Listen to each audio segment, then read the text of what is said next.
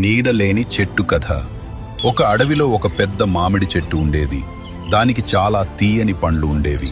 కానీ ఎవరైనా పండ్లు కోసుకుంటారేమోనని అది తన ఆకులను రాల్చేసి కొమ్మలను ఎండబెట్టుకుంటుంది.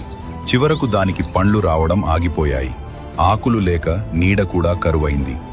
ఎండ తీవ్రతకు ఆ చెట్టు మొదలు ఎండిపోతుంటే ఏ పక్షి దానిమీద వాలలేదు, ఏ మనిషి దాని కింద ఆగలేదు. తను దాచుకోవాలనుకున్న పండ్లు పోయాయి. చివరకు తన ప్రాణం కూడా పోయింది. లోతైన సందేశం: ఇతరులకు ఉపయోగపడని జీవితం తనను తాను కూడా కాపాడుకోలేదు.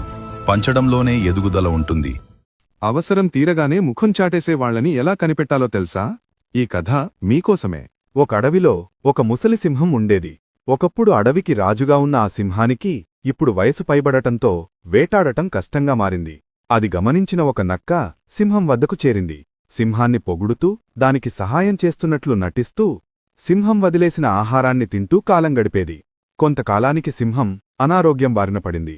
ఇక దానివల్ల ఏమాత్రం ఆహారం లభించదని గ్రహించిన నక్క సింహాన్ని వదిలేసి వేరే బలమైన జంతువు కోసం వెతకడం ప్రారంభించింది. సింహం ఒంటరిగా ఆకలితో అలమటిస్తూ తన చివరి రోజులను గడిపింది.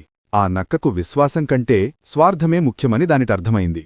నీతి: నీ అవసరం తీరగానే నిన్ను వదిలేసి వేరొకరి దగ్గరకు వెళ్లే స్వార్థపరులను ఎప్పుడూ నమ్మకూడదు. నీ పదవిని, సంపదను చూసి వచ్చేవాళ్లని కాదు, నీ క్యారెక్టర్ చూసి వచ్చేవాళ్లనే నమ్మాలి.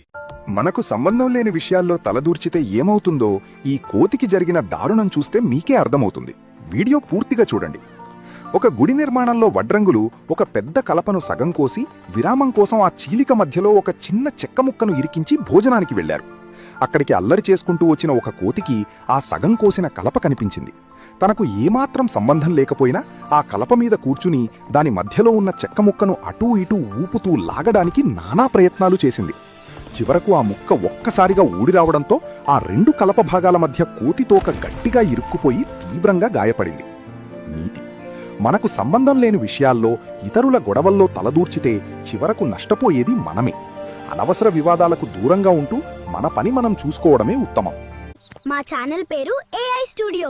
మా ఛానల్ ని సబ్స్క్రైబ్ చేయండి మరియు ఫాలో అవ్వండి ఫ్రెండ్స్.